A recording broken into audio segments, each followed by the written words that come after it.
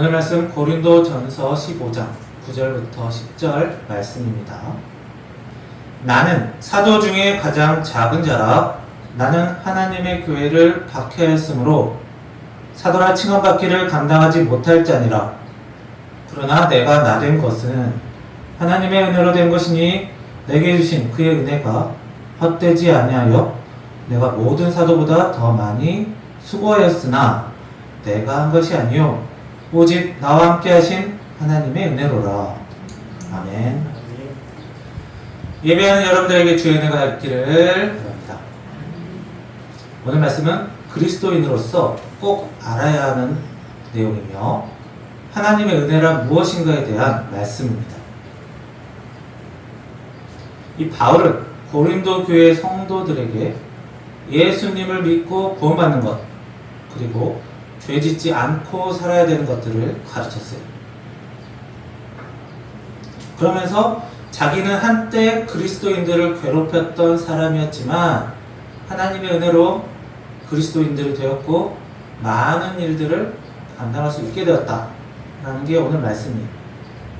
지금부터 이 말씀 살펴보겠습니다. 예수님이 살아서 활동하실 때 가장 많이 방해했던 사람들이 바리새인, 사두개인, 서기관, 제사장 이런 사람들이었어요. 오늘날로 따지면 목회자, 정치인 이런 사람들입니다.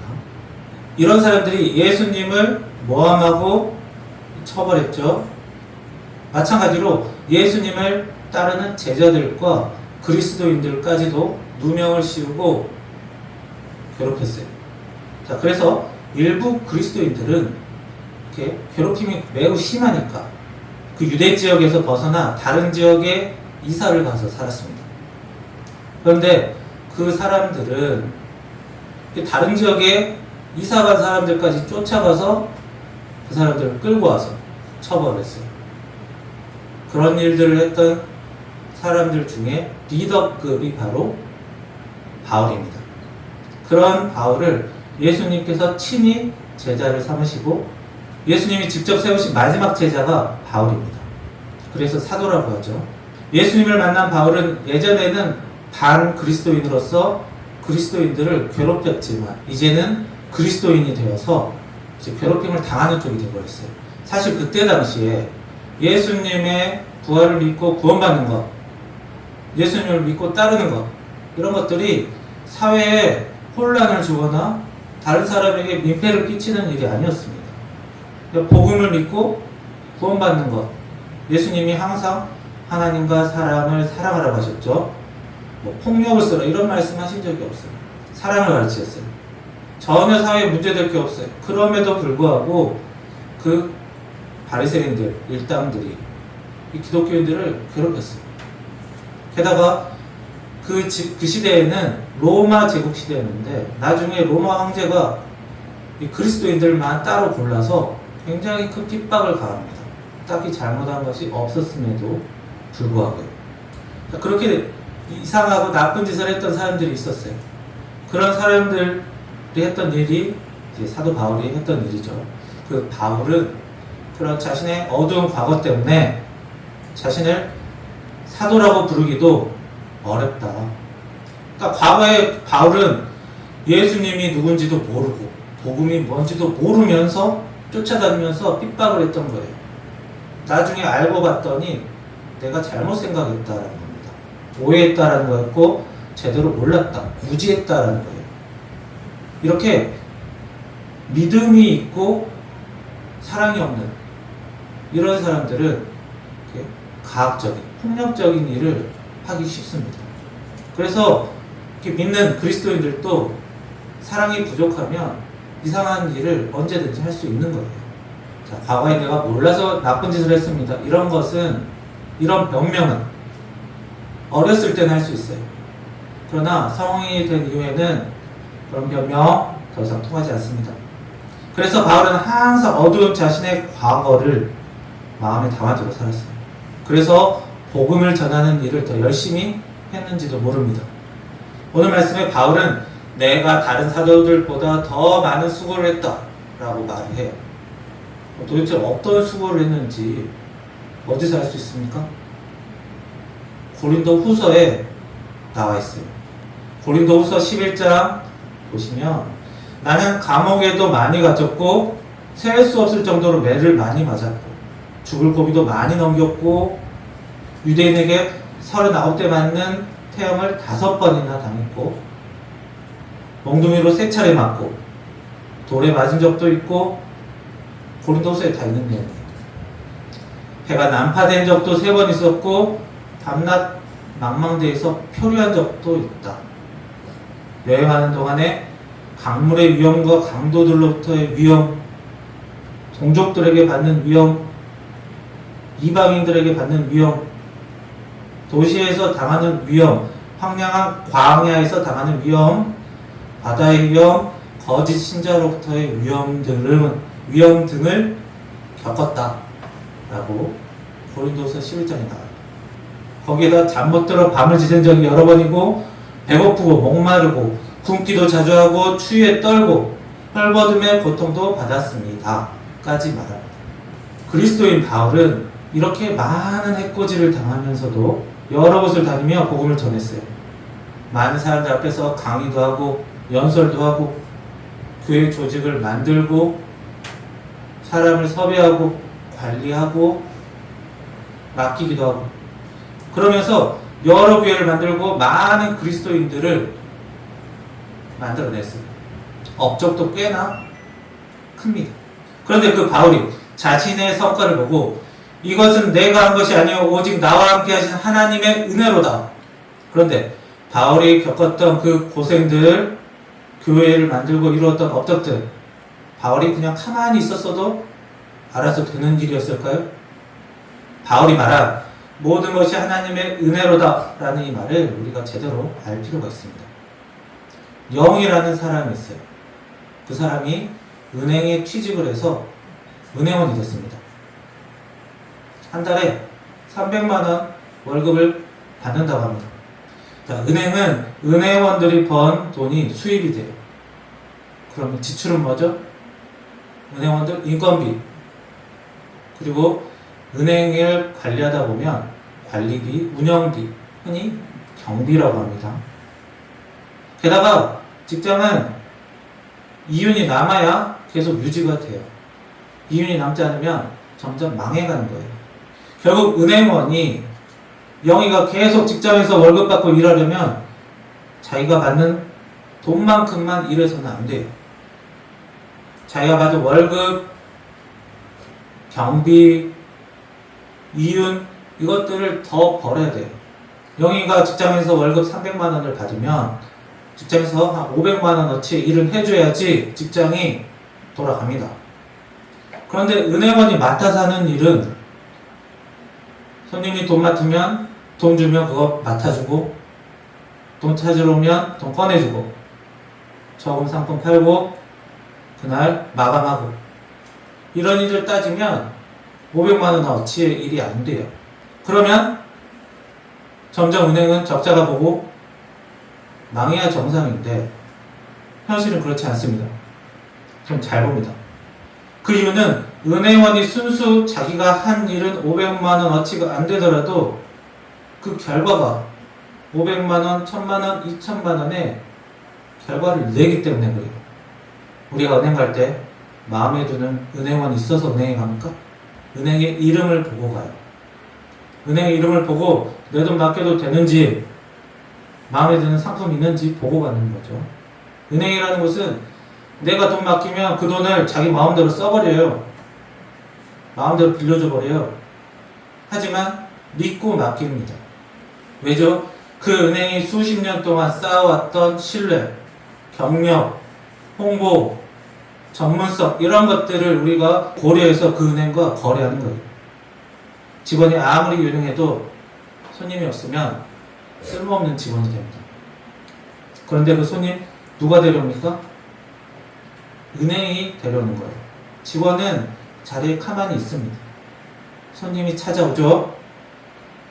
자, 직장을 처음 만들었던 그 사장, 그리고 그 사장과 함께 수십 년 동안 일했던 직원들이 많은 토대를 쌓아놨기 때문에 그 토대와 영희가 일한 것이 합쳐져서 500만 원, 1000만 원, 2000만 원의 결과를 내는 거예요. 영희 혼자 잘해서 많은 성과를 얻은 것이 아닙니다. 그러나 영희가 착각을 하면 아, 내가 오늘 이번 달 열심히 해서 회사가 돈을 많이 벌었구나 생각할 수 있어요.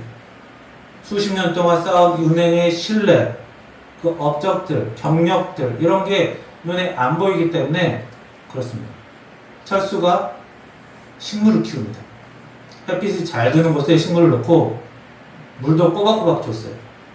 그랬더니 식물이 잘 자랐습니다. 식물은 무엇을 먹고 살죠?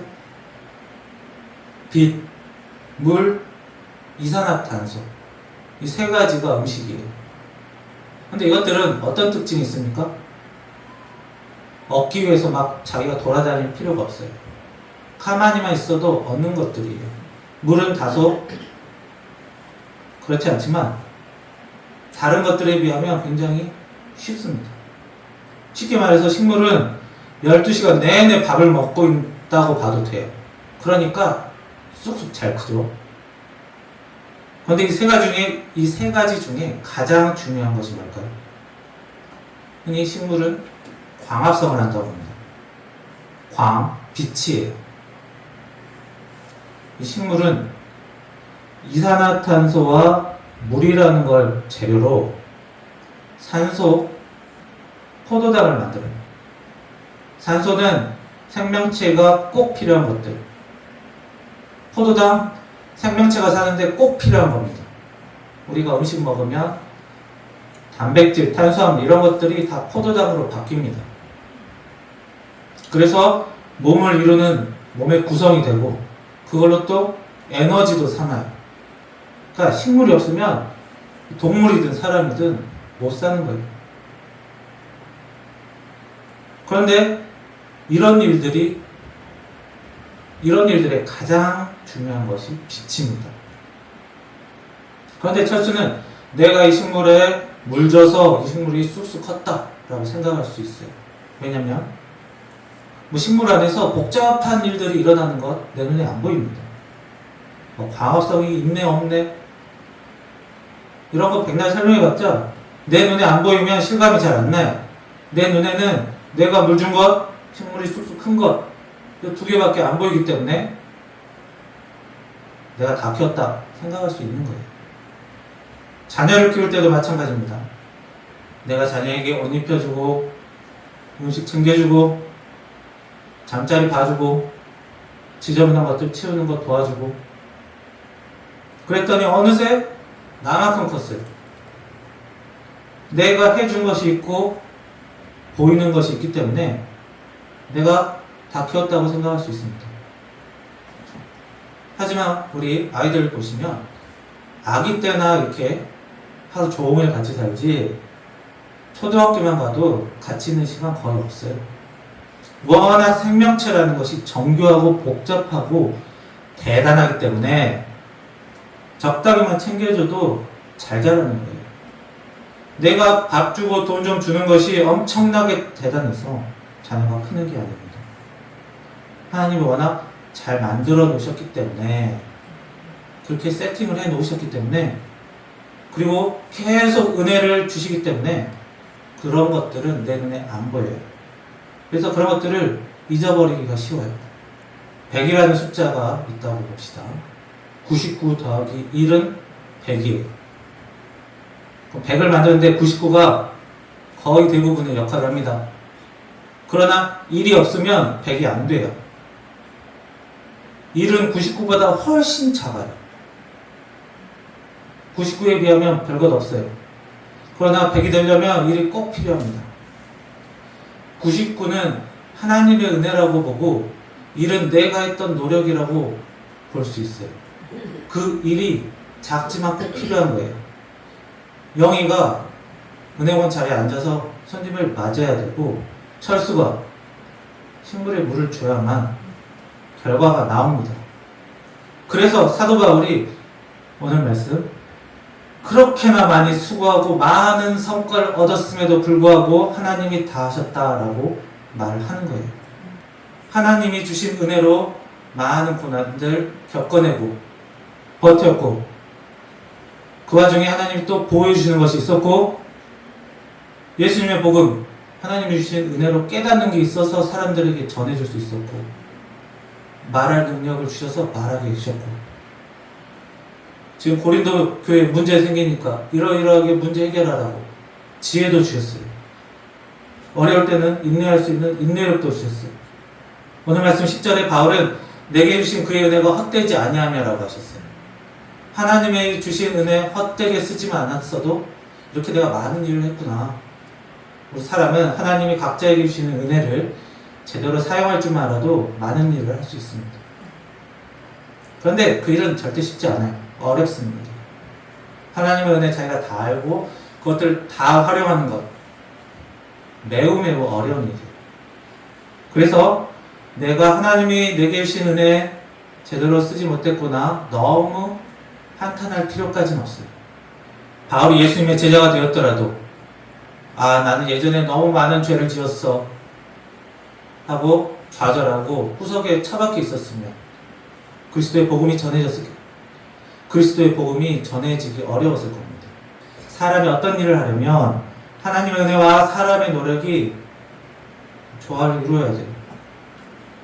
그런데 하나님의 은혜가 너무 커서 하나님이 다 하셨다라고 우리가 말을 하는 거예요. 그러나 사람의 그 작은 부분이 절대 무시해도 될 만한 것이 아닙니다. 그래서 사람에게는 각자 자기가 해야 할 일이 있고 역할이 있어요. 하나님이 모든 걸 다 하시니까 나는 딱히 할 일 없어, 지켜보기만 하자? 아닙니다. 내가 맡은 역할이 전체 일 중에서 작은 편이지만 꼭 필요하게 중요한 일이기에 그 일을 감당을 해야 합니다. 오늘 말씀은 고린도전서 15장 말씀이에요. 그런데 이 고린도전서는 16장까지가 마지막이고, 그 16장에서 고린도전서 결론을 냅니다. 내가 한 일은 하나님의 은혜로 된 일이고 내가 한 일은 많은 일을 했지만 굉장히 작다. 그래서 내가 그리고 여러분들이 앞으로 해야 될 일은 이것이다 라고 말을 해요. 16장, 13장, 13절, 14절을 보세요. 바로 다음 페이지에 있습니다. 고린도전서 16장 13절, 14절에 있습니다. 13절, 깨어 믿음에 굳게 서서 남자답게 강건하라. 믿음으로 굳게 서라는 것입니다. 14절, 너의 모든 일을 사랑으로 해가라. 서로 사랑하라는 것입니다. 직장이든 가정이든 믿음과 사랑으로 자신의 일을 감당하세요. 그러면 하나님의 큰 은혜가 더해져 은혜 받는 삶, 보람 있는 삶이 될 것입니다. 그런 은혜가 여러분들에게 있기를 축원합니다. 기도하겠습니다. 살아계신 하나님, 하나님의 은혜가 너무 커서 저희들이 하나님의 은혜로 살고 있습니다. 그럼에도 저희들이 해야 될 일이 있기에, 아주 작은 부분이 있기에 그 역할 잘 감당할 수 있게 도와주시옵소서. 주여, 저희들이 제대로 모르고 살 때가 있습니다. 사도 바울조차도 그 똑똑한 사람도, 열심을 내던 사람도 모를 때는 몰랐습니다. 주여, 저희들 또한 모를 때가 많사오니 모르는 것은 알게 하시고 저희들이 맡은 것들은 감당할 수 있게 하셔서 믿음과 사랑으로 자기 역할을 잘 감당할 수 있게 하시며 하나님의 은혜와 더해져 합력하여 선을 이루며 주의 은혜를 받는 길로 살 수 있는 저희들 믿음의 그리스도인, 하나님이 보시기에 좋은 그리스도인들이 되게 도와주시옵소서. 예수님의 이름으로 기도합니다. 아멘.